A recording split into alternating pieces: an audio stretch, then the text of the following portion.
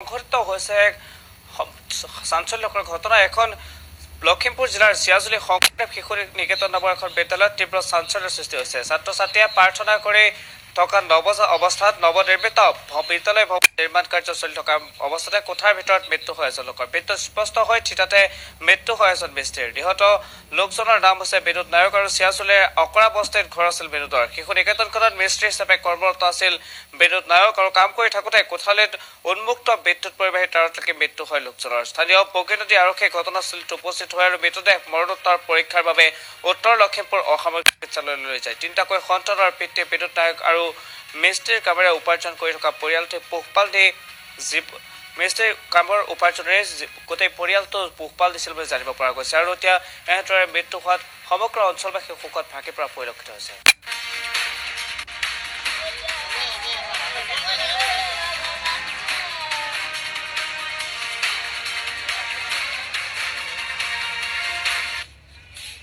ৰাইজ অভিভাৱক আছে সকলোৱে একেলগে ডিছকাছ কৰি যিটো ডিচিশ্যন লয় সেইমতে আমি কাম সেক্টৰ বুলি ইয়াত নাই, ইয়াত আছে কনষ্ট্ৰাকশ্যন কমিটি থাকে। কনষ্ট্ৰাকশ্যন কমিটিয়ে ঘৰটো নিৰ্মাণ কৰিব পাৰিছে। গতিকে কনষ্ট্ৰাকশ্যন কমিটি আণ্ডাৰতে ঘৰটো হৈ আছে। এতিয়া ধৰক মই প্ৰেচিডেণ্ট, আমাৰ BDO ছাৰ ছেক্ৰেটৰী বা তেনেকৈ মেম্বাৰ আছে 9-10জন, গম পাইছেনে?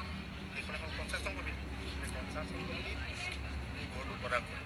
এতিয়া মই যদিও স্কুলত যদি মই প্ৰধান আছে মই প্ৰেচিডেণ্ট হিচাপে আছোঁ, যদি এইখিনি ক'ত কি হৈছে সেইখিনি মই চাব লাগিব, চোৱা চিতা মই কৰি থাকোঁ। এতিয়া পৰিয়ালৰ দায়িত্বটো ধৰক আপোনালোকৰ ফালৰ পৰা কিবা ব্যৱস্থা কৰিব। সেইটোৱে মই সেইটো ক'লোৱে। এতিয়া আমাৰ কথা হ'ল কি, আমাৰ কমিটি আছে, পৰিচালনা সমিতি, গাৰ্জেন আছে, আমি এখন বৈঠক